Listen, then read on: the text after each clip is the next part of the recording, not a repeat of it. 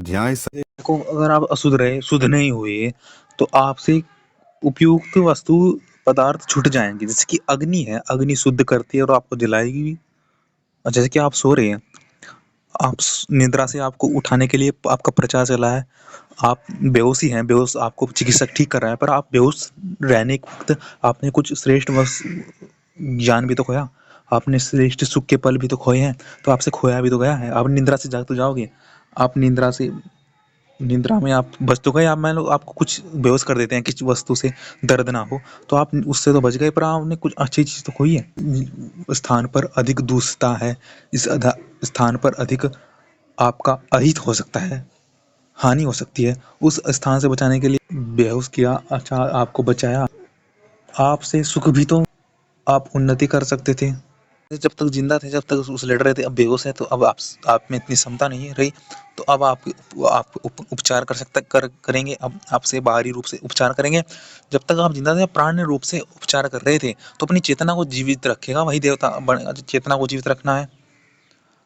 अगर आपको बाहरी उपचार की आवश्यकता है, अगर आजकल के समाज में बाहरी उपचार, तो आपकी क्षमता घट रही है धीरे धीरे, तो आपको व्यवस्था कर दिया, आप बच तो गए, अर्थात आप अंदर से भी तो मजबूत होना चाहिए, आपके प्राणी जीवन तो जीना चाहिए आप में। इसलिए खुद सक्षम हो कि सूर्य को अंदर तक संभालो, सूक्ष्म रूप तक शुद्ध हो जाओ, जिससे कि आपको स्थूल रूप से बेहोश करके और बाहरी उपचार देने की, जिससे कि आप कमजोर शुद्ध करते हैं हमको वायु और सूर्य, क्योंकि अग्नि आदि पदार्थ हैं ये।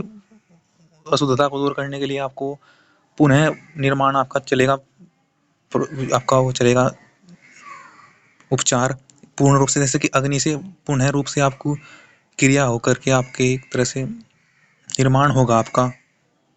पर आपने स्वयं तो अपने निर्माण की क्षमता तो खो दी है, तो इसलिए कहा सूक्ष्म रूप तक इस वायु और सूर्य के तेज में स्पर्शवान, अर्थात देखो सूक्ष्म रूप से अग्नि की गर्मी कितनी है तो आपको नहीं पता लगती है, तो सूक्ष्म रूप है कितनी जलाएगी वायु किसे पता लगती है।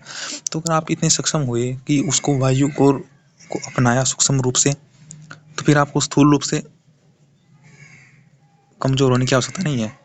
निद्रा से उठाने के लिए ईश्वर ने जीव को शरीर दिया है, वरना ईश्वर अर्थात हम आत्मा निद्रा में पड़े रहे थे इस सृष्टि बनने से पहले, तो ईश्वर ने कुछ दिया ही तो है।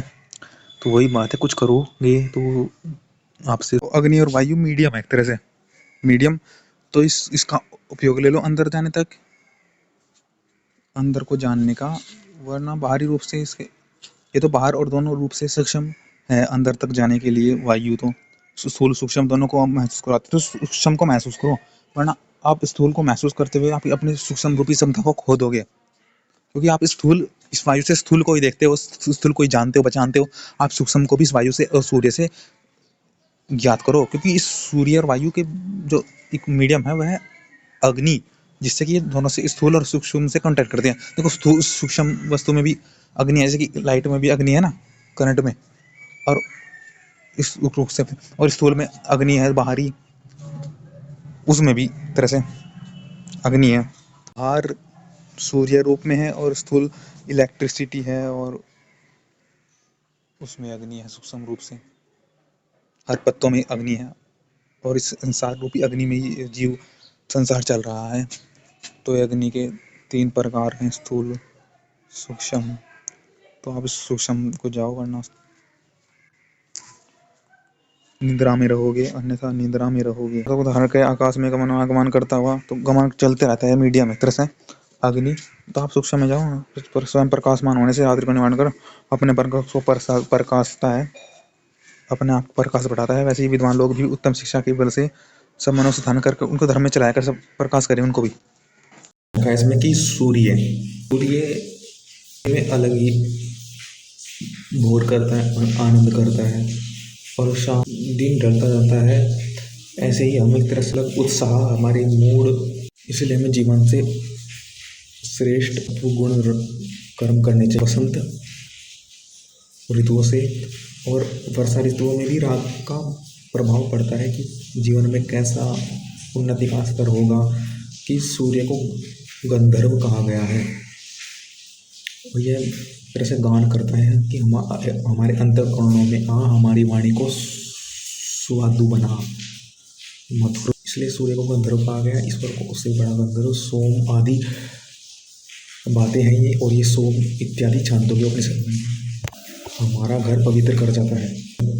उसी प्रकार सुख आनंद होता रहता है, कम आनंद होता है, अधिक आनंद होता है। अर्थात सूर्य में सत्य संगीत है, आनंद है, ज्ञान का प्रकाश है। सूर्य में ज्ञान का प्रकाश है। तो जिस प्रकार हम सूर्य से ज्ञान रूपी संगीत रूपी आनंद लेते, जिससे सूर्य लेता है, उस ईश्वर से हमें ज्ञान का प्रकाश ले लेना चाहिए।